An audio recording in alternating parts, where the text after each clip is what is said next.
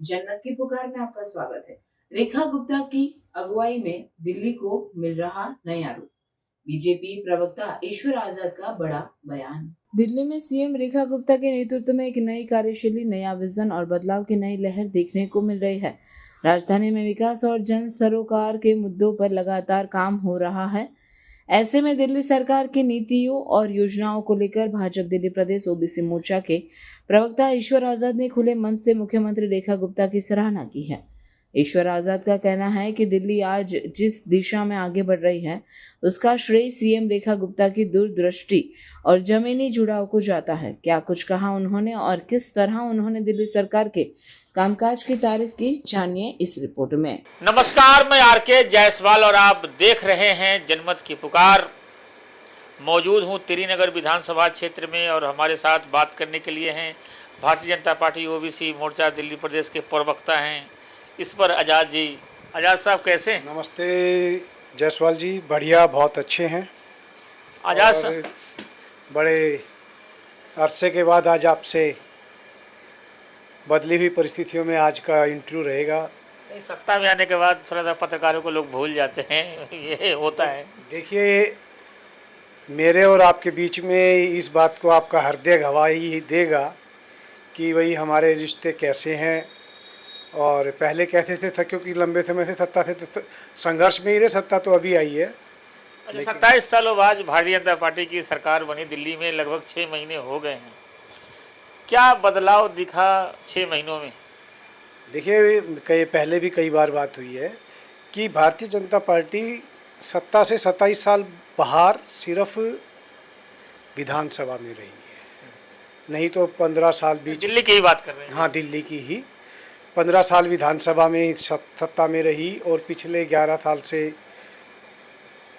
केंद्र में भी सत्ता भारतीय जनता पार्टी की ही है। तो बिल्कुल तो नहीं थी, लेकिन दिल्ली पूर्ण राज्य भी नहीं है, पर फिर भी अब बन गई है सरकार सत्ता एक लंबे अरसे के बाद।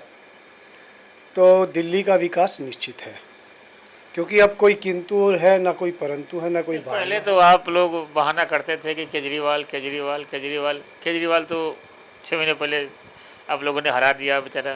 अब फिर भी अब ट्रिपल इंजन की सरकार, क्या ट्रिपल इंजन की सरकार है, उसके बावजूद समस्याएं दूर नहीं हो रही है। जल जमाव की समस्या आई नहीं। देखिए, आपके लोकतंत्र का एक स्तंभ होता है पत्रकारिता, जो निष्पक्ष पत्रकारिता, वो भी एक स्तंभ है। आपका सवाल पूछना लाजमी है, लेकिन जल भराव को लेकर के पिछली सरकारों के मुकाबले, क्योंकि हमें टाइम भी 2 ही महीने का मिला था, उसमें अच्छा काम हुआ है।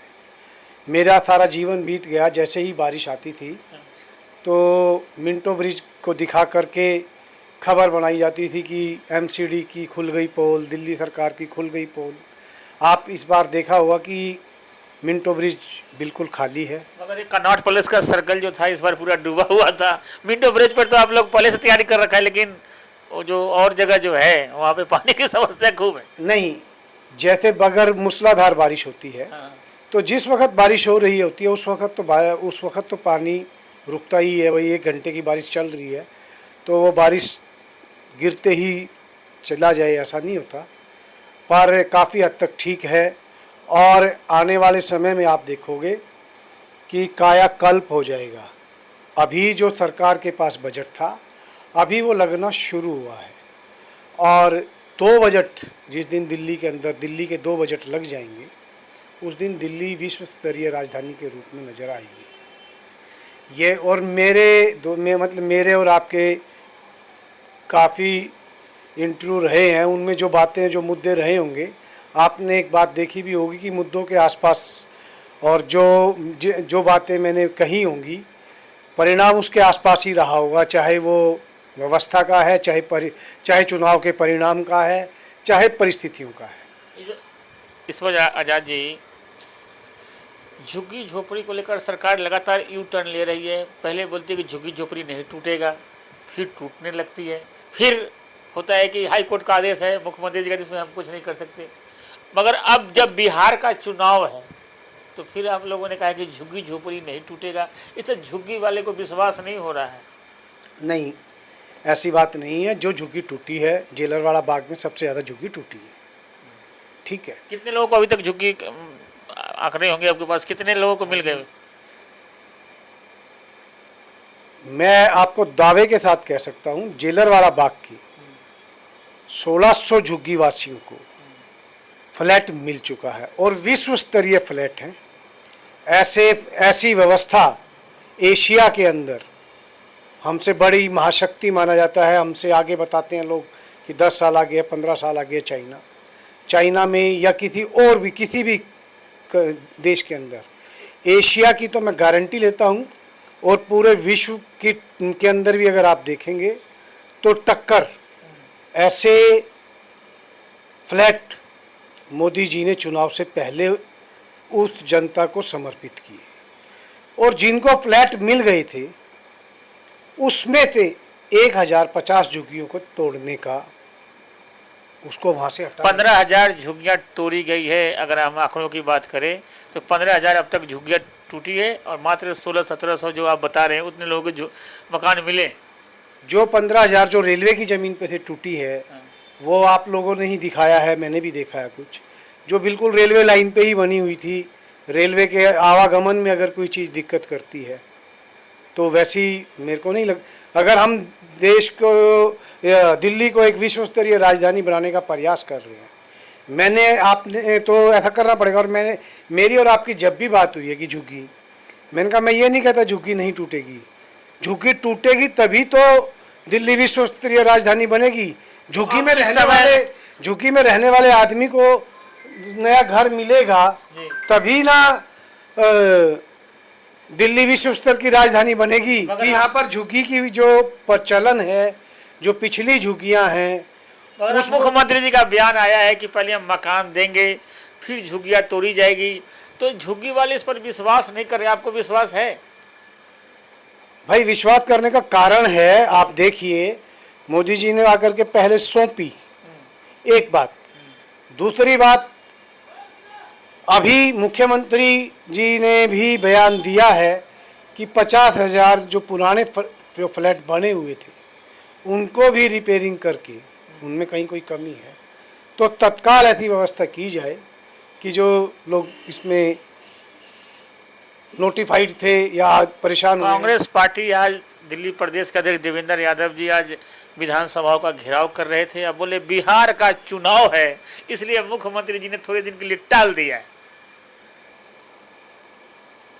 उनके पास तो कहने के लिए कोई बात बची नहीं हुई क्योंकि नेहरू, गांधी, संजय गांधी, राजीव गांधी, सोनिया गांधी, राहुल गांधी ये गरीबी हटाओ का नारा दिया नहीं भाई। तो शकरपुर कॉलोनी में 25-25 गज के प्लॉट मिले ना, सभी जगह गरीबों को मिला ना।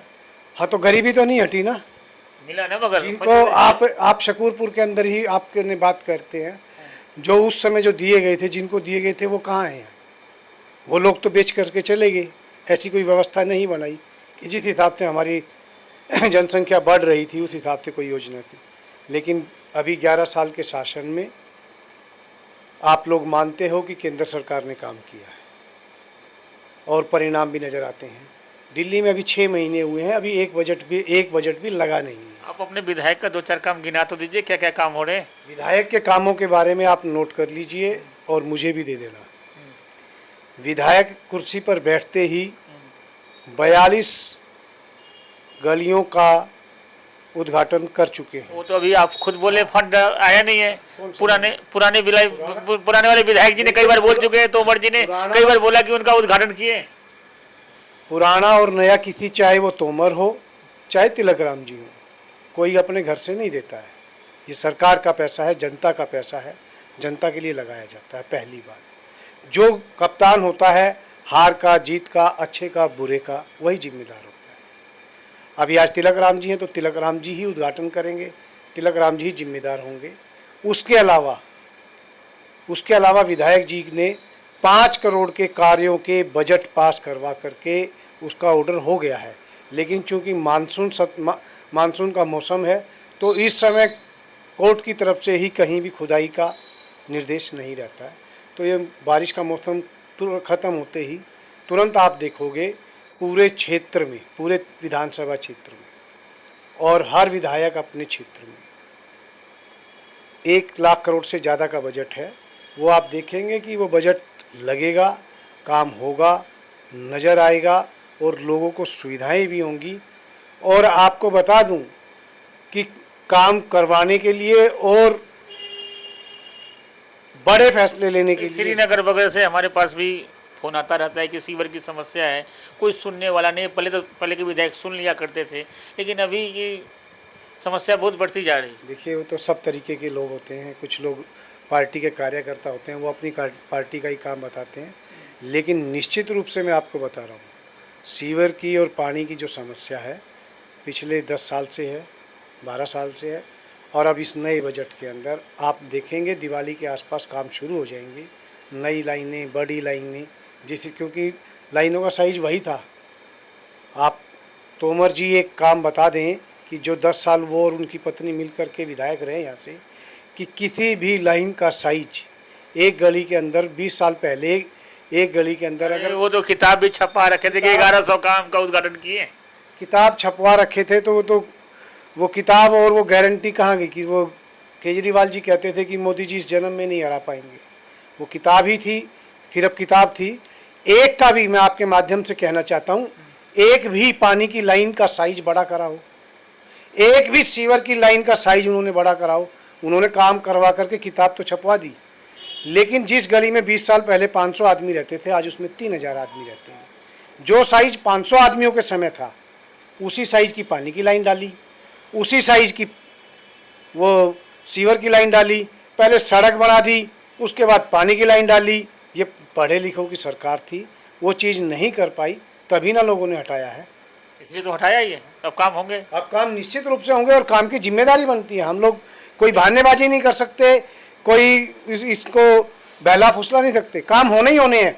सरकार का बजट, सरकार के पास पैसा है, बजट है, काम के लिए ऑर्डर हो चुके हैं, टेंडर हो चुके हैं। लेकिन अभी बरसात के बाद आप देखेंगे काम होने शुरू होंगे और 2 साल के अंदर पूरे क्षेत्र के अंदर इस प्रकार की जो ये साइज बढ़ाए जाएं।